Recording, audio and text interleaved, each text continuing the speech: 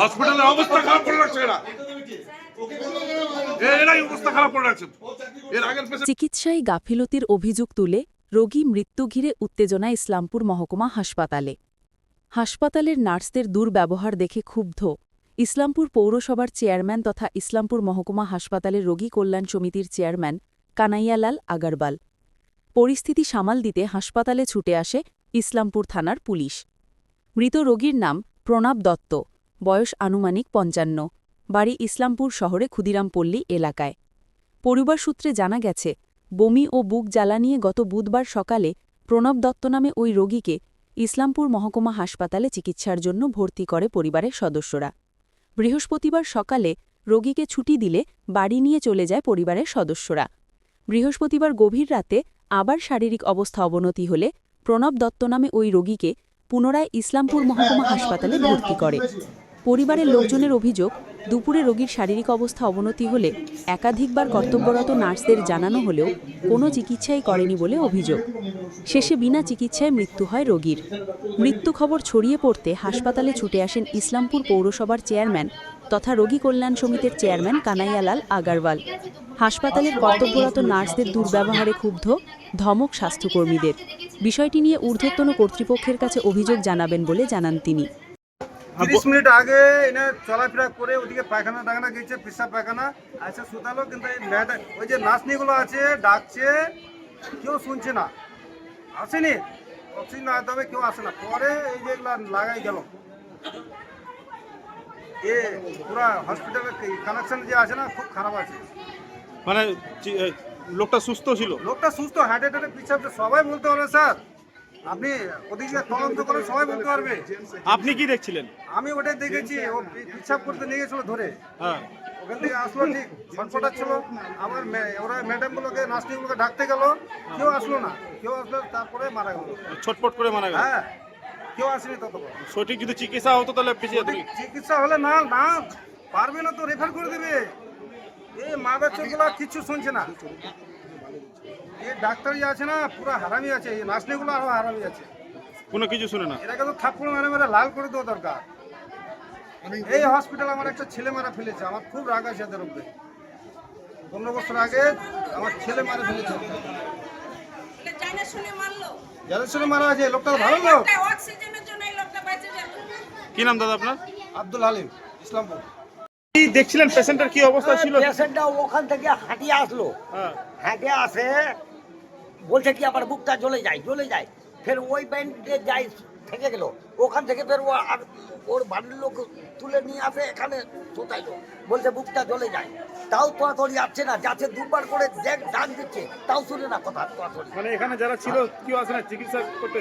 না, পড়ে যাচ্ছে, পরে সে কি করবে, এই তো পড়ে মানে সিস্টাররা ছিল কি এসে? হ্যাঁ, ওখানে ছিল, অফিসে ছিল। হ্যাঁ।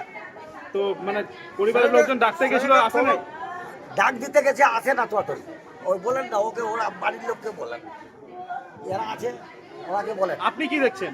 আমরাও ওইটাই দেখছি, মানে চিকিৎসা গাফিলতির কারণেই মারা গেল? হ্যাঁ, চিকিৎসা না করারই কারণে মারা গেল। কি নাম আপনার? আমার নাম হচ্ছে কুরবান আলী। পেশেন্ট আপনিও? হ্যাঁ, আপনি পেশেন্ট তো, আমি তো পড়ে গেছিলাম, মানে 8 দিন থেকে এখানে আছি। তোড়াতড়ি চিকিৎসা করছে না, যেগুলো ইঞ্জেকশন লিখে দেয় ওটাও তোড়াতড়ি দিচ্ছে না। ধরেন কি যে সকালে ইঞ্জেকশন দিচ্ছিল, এখনো নাই, সকালে 2টা করেছে বাস। আমি তো বলতে পারছিলাম না, কম করে না, 1 মাস উপর থেকে ফেলে দিয়েছিল, অ্যাক্সিডেন্ট করেছিল আমাকে পুলের মধ্যে। কি হয়েছিল, কবে ভর্তি করেছিলেন? ওনাকে পরশুদিন সকাল 7টায় ভর্তি করা হয়েছিল, পরশুদিন ছিল, কালকে সকাল 10টার সময় নিয়ে যাওয়া হয়েছে, তারপরে রাত্রি 1টার সময় খুব বাড়াবাড়ি হয়েছে, আবার 1টার সময় আনা হয়েছে। 1টা থেকে নিয়ে এই পর্যন্ত ডাক্তার কেউ ঠিক মতো, ডাক্তার বলছে যে ওনার কোনো সিরিয়াস নেয়নি। যদি আমাদের বলতো সেরকম যে বাইরে নিয়ে চলে যাও, তাহলে আমরা নিয়ে যেতাম না। এখানে ফেলে একটা নার্স আসেনি এখানে, আমি তো এখানে 2-2.5 ঘন্টা থেকে বসে আছি, আমরা কতবার গেছি, কেউ আসেনি এখানে। মানুষটা ছটপট, ওদের কি চোখে পড়েনি? কি হয়েছিল, কি সমস্যা ছিল? আমরা তো সমস্যাটা, আমরা ডাক্তার দেখিয়েছি, আমরা তো ডাক্তার না যে আমরা তার সমস্যাটা বলতে পারবো। ডাক্তার রিপোর্ট দেখে ডাক্তার তো সমস্যা বলবে। আমরা যদি ওনার সমস্যাটা জানতাম তাহলে তো আর আমাদের এখানে আনতে হতো না। সকাল থেকে ভালো ছিল? সকাল থেকে ভালো ছিল না, ভালো থাকলে তো বাড়িতেই থাকতো সে। তো ডাক্তারদের নেগলিজেন্সির জন্য চলে গেল। কি চাইছেন এখন? কি চাইছি আমরা, আর কি চাবো? আমাদের তো মানুষই চলে গেছে। অভিযোগ করবেন? এরকম গাফেলাপি করাটা উচিত হয়নি। অভিযোগ করবেন? অভিযোগ কি করব আমরা? কি নাম আপনার? আমার নাম সুমিতা দত্ত।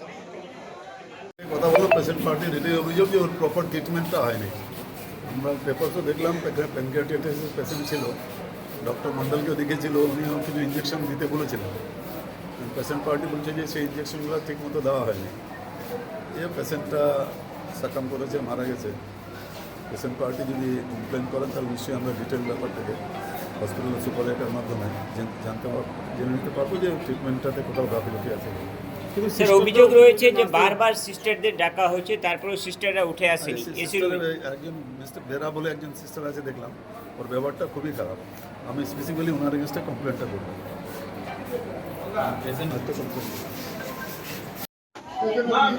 দেখুন, কালকে ওনাকে ভর্তি করেছিল আমি এতটুকুন জানি। তো হঠাৎ বললো যে এরকম ও পজিটিভ ব্লাড লাগবে। তখন আমি এখানে হসপিটালে যে যিনি ব্লাড ব্যাংকে আছে ওনাকে আমি ফোন করছিলাম, আমার পরিচিতি। তো বললো বাপিদা এরকম ব্লাড নেই, ও পজিটিভ ব্লাড নেই, আপনি যদি একটা লোক জোগাড় করতে পারেন খুব ভালো হয়। আমরা ও পজিটিভ ব্লাড যখন জোগাড় করলাম, পরে ওই ছেলেটার কোনো রোগ ছিল, সে ব্লাডটা নিল না। পরে ওই হসপিটাল থেকে, ওই ব্লাড ব্যাংক থেকেই আবার ওনাকে ও পজিটিভ ব্লাডটা চালিয়ে এলো। তখন কোথা থেকে আসলো ও পজিটিভ ব্লাডটা? তারপরে চালানোর পরে তার প্রপার ট্রিটমেন্ট হয়নি। ডাক্তার বললে এসব ওষুধ চালালে আপনার পেশেন্ট ঠিক হয়ে যাবে, কিন্তু একটা ওষুধ চালায়নি। সিস্টাররা সবসময় এসি রুম এখন করে দিচ্ছে, এই এসি রুমের মধ্যে বসে এরা গল্প করতেছে, ভাইফোঁটার গল্প। আর এরা সব বাইরের নার্স, এই নার্সগুলো এখানকার মানুষের কদর বোঝে না, কোনো কদরই বোঝে না। তো এইভাবে যদি চলতে থাকে, মাননীয় মুখ্যমন্ত্রী আমাদের যতটা করেছে হসপিটালের জন্য, কিন্তু স্টাফ কোনো দিন তাকে সুস্থ থাকতে দেয়নি।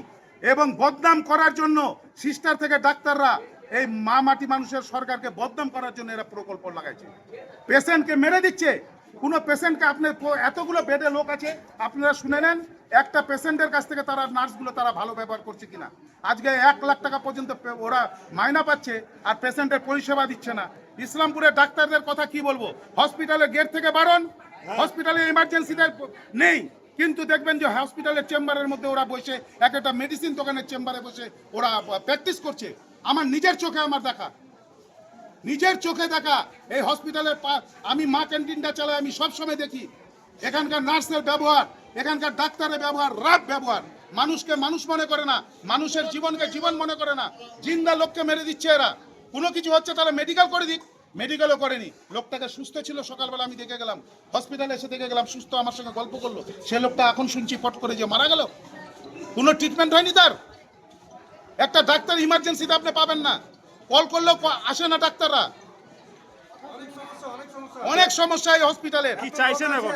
এখন চাইছি যারা যেই ডাক্তারের নেগলিজেন্সি, যেই ডাক্তারের আন্ডারে ভর্তি হয়েছিল এবং নার্স যারা আছে, যারা এরা এই লোকটাকে মারলো, তাদের শাস্তির দাবি করছি, পুরোপুরি শাস্তির দাবি। এবং এরা যেন এখানে না থাকে, এদের ট্রান্সফার, নাইলে এদের সাসপেন্ড। অভিযোগ জানাবেন? অভিযোগ জানাবো, আমরা লিখিত অভিযোগ জানাবো থানাতে। এখন কি করবেন আপনারা? এখন আমরা চেয়ারম্যানকে ডেকেছি, আমার ডিস্ট্রিক্টের যুব প্রেসিডেন্টকে ডেকেছি। চেয়ারম্যান শুনবে, শুনে যেটা বিচার করবে, আমরা ওনারই লোক, আমরা উনি যেটা বলবে আমরা ওটাই করব। উনি তো নিজে রোগী কল্যাণ সমিতির চেয়ারম্যান রয়েছেন। আমরা সেই জন্য তো ওনারই উপরে দায়িত্বটা দিলাম। চেয়ারম্যান কি করছে আমরা তাই দেখছি। আমরা তো লিখিত জানাবোই, যেহেতু ওনার আরো ছোট বাচ্চা আছে, আজকে তার পরিবার কি করে চলবে, তার পরিবারটা কি করে চলবে। এই হসপিটালে একটা ডাক্তার ঠিক মতন ডিউটি দেয় না। সাব ডিভিশনাল হসপিটাল কয়টা ডাক্তার আছে আপনি দেখেন, একটা খালি ইমার্জেন্সিতে ডাক্তার আছে। আর আপনি দেখেন এই পেশেন্টগুলোর সামনে কোনো ডাক্তার নাই, দুটো নার্স এসি রুমে বসে হাওয়া খাচ্ছে, ভাইফোঁটার গল্প করছে এরা। আপনি দেখুন, আপনারা ইনকোয়ারি করুন না। আমি রিপোর্টারের মাধ্যমে বলতে চাই, রিপোর্টার ভাইদের বলতে চাই, আপনারা দেখুন দুটো খালি নার্স আছে, এত বড় সাব ডিভিশনাল হসপিটালে একটা ডাক্তার নেই।